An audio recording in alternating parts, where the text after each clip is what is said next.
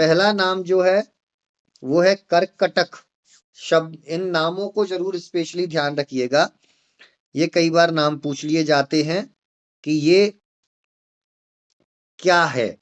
ऐसा पूछ लेते हैं कर्कटक से अर्थ क्या है, तो कर्कटक कांड भग्न है। तो फ्रैक्चर विथ हेमेटोमा, इसमें जब भी फ्रैक्चर होगा तो अंदर कहीं ना कहीं ब्लड का एक क्लॉट जमाव के तौर पर इकट्ठा होगा। ये कैसा होता है? उभयतो उभारहा, दोनों तरफ से उभार लिए हुए, मध्य में दबा हुआ, अस्थि मध्य में भग्न, बीच में से बोन ब्रेक होगी, ग्रंथिरिव उन्नतः, गठान लेकर के ऊपर की तरफ उठाव लिए होगा। कर्कटक कैसा होता है? कर्कटक हम कछुए को बोलते हैं, कछुए को बोलते हैं तो कछुए की पीठ जिस तरीके से उठावदार होती है उसी तरीके से ये उठावदार होगा। फिर बोलते हैं अश्वकर्ण, घोड़े के कान जैसा ओब्लिक फ्रैक्चर होगा। आपकी ये बोन है, इस तरीके से फ्रैक्चर लेके ये होगा, तो इसको अश्वकर्ण बोलते हैं। चूर्णित, चूर्णित में कम्युनिटेड फ्रैक्चर बोला गया है इसको, कम्युनिटेड फ्रैक्चर मतलब आपकी ये स्किन है, इसके बीच में ये अगर फ्रैक्चर है तो टुकड़ों में इस तरीके से यहाँ फ्रैक्चर हो चुका होगा। ये लॉन्ग बोन है, टुकड़ों में हो चुका। जब आप स्पर्श करेंगे तो आपको स्पेशली महसूस होगा कि कुछ ना कुछ कट कट की आवाज आ रही है, मतलब छोटे बोनी स्पेक्यूल्स यहाँ पर उपलब्ध हैं। फिर आता है पिच्छित, पिच्छित means compression fractured, compressed fracture. यहाँ पर ये बोन है आपकी, इस बोन के ऊपर मान लीजिए कोई प्रेशराइज चीज पड़ी और उस प्रेशराइज चीज ने बहुत ज्यादा दबाव डाला, मान लीजिए पैर के ऊपर कोई गाड़ी चढ़ गई या बहुत भारी वजन का पत्थर गिर गया, तो बोन इस तरीके से यहां से ऐसे चपटी हो जाती है टूट करके, मतलब एक तरीके से पाउडर फॉर्म टाइप मान लीजिए, उस जगह पाउडर जैसा कंप्रेस्ड हो जाता है। तो ये इसमें स्वेलिंग ज्यादा होती है।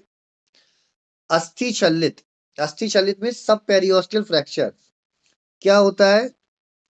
ये हमारी बोन है, इसके ऊपर पेरियोस्टियम होती है, उसके अंदर ब्रेक आ जाना, तो उसको सब पेरियोस्टियल फ्रैक्चर बोलते हैं, मतलब पूरी बोन में फ्रैक्चर नहीं आया है।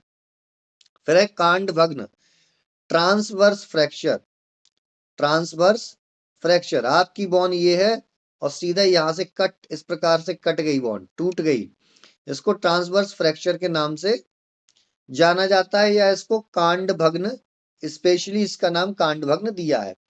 फिर आता है मज्जानुगत फ्रैक्चर। अब ये थोड़ा समझना आवश्यक है, मज्जानुगत कैसे, भाई मज्जा में कैसे आ गया? तो ये आपकी बोन है, एक सेकेंड, ये आपका बोन का एक पार्ट है जहां पर फ्रैक्चर हो गया है। ये इसका इंटरनल पोर्शन है, और बोन के अंदर हम सभी जानते हैं बोन मैरो भरी हुई रहती है, तो इसके अंदर भी बोन मैरो भरी है। दूसरी बोन है वो ब्रेक होकर के उसका एक हिस्सा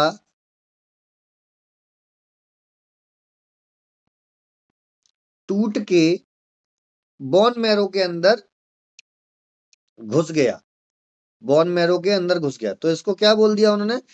मज्जानुगत, मज्जानुगत यानी बोन के अंदर ही दूसरा हिस्सा टूट के घुस गया, तो इसको इम्पैक्टेड फ्रैक्चर के नाम से जाना जाता है, इम्पैक्टेड फ्रैक्चर। फिर है हमारा नेक्स्ट अतिपातित fracture, complete fracture, bone completely टूट चुकी है, कंप्लीटली ऐसे ब्रेक हो चुकी है, अलग एक्सरे में अलग ही दिख रही है, या बाहर निकल आई है तो बाहर अलग दिख रही है, ये कंप्लीट फ्रैक्चर है, बोन का बहुत अच्छे तरीके से वो बोन ब्रेक डाउन हो चुकी है। फिर आता है इसके बाद green stick fracture. Green stick fracture means हम सभी जानते हैं कि यहां पर ये बोन है, इसमें इस प्रकार से फ्रैक्चर हुआ है कि बोन टूट तो गई है बट वो एक दूसरे से अलग नहीं हुई है, अलग नहीं हुई है। जैसे हरी नीम की स्टिक लीजिए, नीम की डंडी लीजिए, ताजा होनी चाहिए, आप उसको तोड़ेंगे तो वो टूट तो जाएगी बट आपस में वो जुड़ी रहती है, अलग नहीं होते हैं उसके दोनों हिस्से। इसलिए इसको बोला गया ग्रीन स्टिक फ्रैक्चर, कि जैसे ग्रीन लकड़ी होती है, हरी लकड़ी होती है, उसको तोड़ देते हैं तो वो अलग अलग नहीं होती है, उसके ऊपर जो स्किन होती है ना, उसकी वजह से वो जुड़ी रहती है, बीच में उसके फाइबर्स रहते हैं, तो फाइबर्स की वजह से वो आपस में जुड़ी रहती है। ऐसे ये बॉन्ड नहीं अलग होती। फिर है छिन्न फ्रैक्चर यानी छिन्न भग्न, यानी इनकम्प्लीट फ्रैक्चर। मतलब ये किस प्रकार का फ्रैक्चर होता है, ये बॉन हो गई, अब यहां पर तो जुड़ी है बॉन, लेकिन यहां से अलग हो चुकी है। आधा हिस्सा उसका जुड़ा है, आधा हिस्सा उसका टूट चुका है, यानी एक तरफ से जुड़ा हुआ मगर दूसरी तरफ से पूर्णतः छिन्न। Parted fracture means cracked fracture, bone के बीच में, यहां से बीच में दरारें आ गई हैं, दरारें आ गई, बट वो अलग नहीं हुआ है बॉन का हिस्सा। ये ऑस्टियोमाइलाइटिस के पेशेंट में ज्यादातर देखने को मिलता है। अब आता है नेक्स्ट, स्फुटित fracture means fissured fracture, means यहां पर एक लाइन के फॉर्म में फ्रैक्चर होगा, बट वो फ्रैक्चर ना होकर के इस तरीके से मैं उसको कहूं कि वहां पर कैल्शियम एंड फॉस्फेट की बहुत ज्यादा कमी आ गई, भुरभुरा टाइप का हो चुका है वो बोन। तो इस प्रकार से इसको स्फुटित या फिशर्ड फ्रैक्चर के नाम से जाना जाता है। तो हमने अभी 12 कांड भग्नों के जो सुश्रुत ने बोले हैं, उन 12 कांड भग्नों के लक्षणों को हमने पढ़ा, मींस 12 टाइप ऑफ फ्रैक्चर्स को हमने देखा। अब हम डिसलोकेशन को देखेंगे, डिसलोकेशन को देखेंगे। अब डिसलोकेशन का अर्थ क्या होता है, कोई भी चीज अपनी मूल जगह से हट जाए, विस्थापित हो जाए, एक जगह से कोई भी चीज, a things dislocate from one part two another part, उसको हम डिसलोकेशन की श्रेणी में रखते हैं। मान लीजिए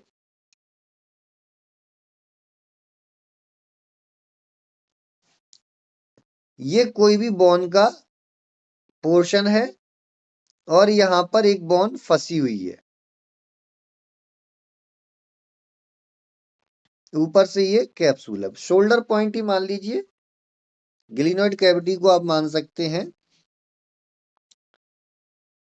तो यहां पर हमारे ह्यूमरस का हेड फंसा हुआ है। अब कभी भी हमें चोट लगती है कोई बीमारी की वजह से, ये यहां से हट जाता है, डिसलोकेटेड हो जाता है, डिसलोकेट होके ये इस जगह आ जाता है। तो इस चीज को हम क्या कहेंगे, भाई ये डिसलोकेशन हो गया है। अब इसको ट्रैक्शन करके फिर से इसको इसकी जगह पर लगा दिया जाता है, इसको फिर से इसकी जगह पर लगा दिया, तो ये सिंपल सा ट्रीटमेंट होता है। अब इसके जो 6 प्रकार हमने पढ़े, उन 6 प्रकारों के लक्षणों को देख लेते हैं। उत्पिष्ट फ्रैक्चर, उत्पिष्ट फ्रैक्चर, दोनों पार्श्व पर सूत व रात्रि में विशेष वेदना।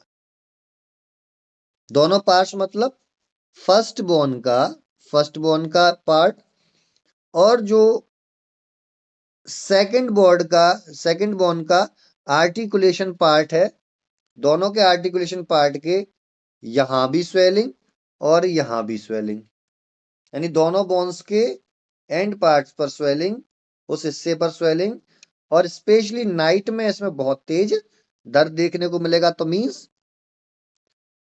फ्रैक्चर डिसलोकेशन है। दूसरा है बिस्लिस्ट सबलैक्सेशन या इनकम्प्लीट डिसलोकेशन।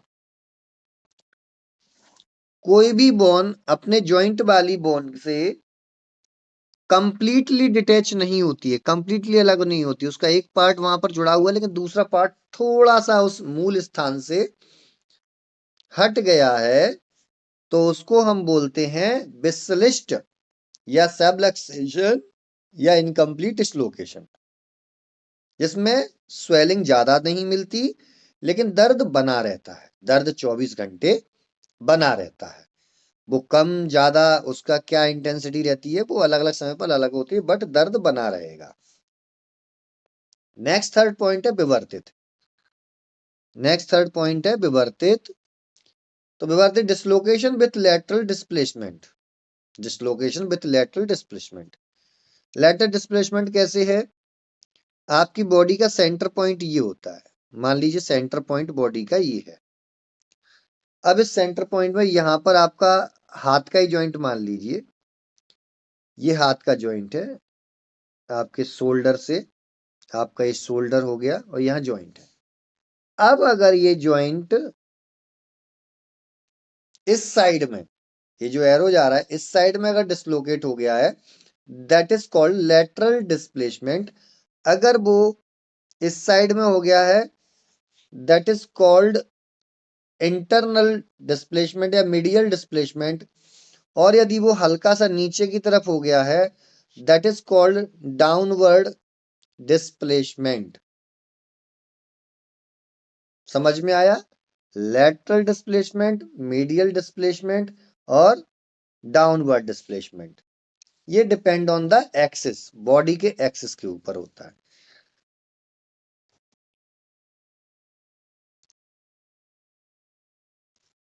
तो यहां इसको विषमांगता बोलते। देखिए लेटरल साइड में डिस्प्लेस हो जाएगा तो ऑर्गन अलग ही तरीके से दिखेगा। वेदना इसमें बहुत ज्यादा होगी। अवक्षिप्त, उसके बाद चौथा पॉइंट है अवक्षिप्त dislocation with downward displacement. Just अभी मैंने बताया डाउनवर्ड कैसा होता है, या जॉइंट आपका संधि विश्लेष हो गया, बहुत ज्यादा दर्द इसमें देखने को मिलता है। जिसको अपनी लैंग्वेज में बोलते हैं ना, गांव की लैंग्वेज में, जहां अपन ज्यादातर सुनते रहते हैं कि भाई उसका हाथ उतर गया, पैर उतर गया। तो ये उतर जाना ही, इसी को ही अपन बोलते हैं डिसलोकेशन। अतिक्षिप्त डिसलोकेशन विथ ओवरराइडिंग। अब ये क्या होता है, एक ये बोन का पार्ट है, ये इससे जॉइंटेड है मान लीजिए। अब क्या होगा इस वाले जो डिसलोकेशन में, ये बोन का पार्ट, ये वाली बोन इधर आ गई और ये इधर आ गई, ओवरराइड कर गई, एक दूसरे के ऊपर चढ़ गई, बट एक दूसरे से दूर दूर हो गई, काफी दूर दूर हो गई। तो इसको अपन खींच करके वापस इसी लोकेशन में, इसी कंडीशन में अपन स्थापित कर देते हैं, जिसको ट्रैक्शन बोला जाता है। अब है तिर्यक डिसलोकेशन, ऑब्लिक डिसलोकेशन। वही तिर्यक में क्या है, ऑब्लिकली, जैसे जस्ट अभी मैंने बताया था कि एक बॉन इधर आ गई, एक बॉन उधर आ गई, बट इसमें क्या होता है कि दूसरी बॉन कंप्लीटली ऐसे में आ जाती है, बहुत ज्यादा एक दूसरे से अलग हो जाती है। तो ये ऑब्लिक टाइप का, एक क्रॉस टाइप का स्ट्रक्चर जनरेट करती है, दैट इज कॉल्ड तिर्यक। तिर्यक डिस्प्लेसमेंट या संधि मुक्त या डिसलोकेशन विथ ऑब्लिक डिस्प्लेसमेंट कहा जाता है। अब अस्थिवेद से भग्न के प्रकार, बॉन के हिसाब से भग्न कैसे होते हैं। तो हमारी बॉन कितने प्रकार की होती हैं? लगभग 5 प्रकार की। लगभग 5 प्रकार की बॉन होती हैं। हमने सभी ने पढ़ा है आयुर्वेद में। एक श्लोक आता, श्लोक तो मुझे ध्यान नहीं है, जिसमें तरुणास्थि, कपालास्थि, रुचिकास्थि, वलयास्थि और नलकास्थि। तो इसको हमने याद किया था तकरूवन, तकरूवन करके हमने इसको याद किया था, तकरूवन। तो उन्हीं के हिसाब से भग्न के भेद भी डिसाइड होते हैं। तरुणास्थनी नम्यते भंजते नलकानी तू। तरुणास्थि है तो तरुणास्थि कैसी होती है, मुलायम या कच्ची, मान लीजिए कच्ची लकड़ी की तरह, ताजा लकड़ी की तरह। तो जिस प्रकार से हमने जस्ट अभी देखा था ना कि जैसे नीम की लकड़ी को तोड़ते हैं, अगर वो ताजा है, हमने उस स्टिक को तोड़ा तो वो टूटेगी नहीं, झुक जाएगी। तो इसी प्रकार से तरुण अस्थि यानी नई अस्थि है, that is called for cartilage के लिए भी तरुणास्थि का प्रयोग हम कर लेते हैं, तो वो टूटने में बड़ी मुश्किल से टूटती है, बट टूटती नहीं है। नलकास्थि, लॉन्ग बोन्स के बारे में बात हो रही है, भज्यन्ते मतलब पूर्णतः टूट सकती है। कपालानी विविध्यन्ते, कपाल अस्थि जो होती है वो जस्ट आप, कपाल अस्थि मतलब एक प्लेट है आपके घर में, उस प्लेट को आप जमीन पे गिराएं तो वो कैसे टूटेगी, कैसे ब्रेक होगी, ठीक उसी प्रकार से ये कपाल अस्थि विवीण्यते मीन्स बिखर जाती है, टूट के छोटे छोटे टुकड़ों में बिखर जाएगी। रुचकास्थि, रुचकास्थि मीन्स आपके दांतों के बारे में बात चल रही है, तो ये स्फुटयन्ति इसके बारे में बोला है, क्रैक हो जाएंगे, उसमें हेयर लाइन क्रैक्स आ जाएंगे। तो इस प्रकार के अस्थि के भेदों के हिसाब से भी भग्न का वर्णन हमारे शास्त्रों में देखने को मिलता है।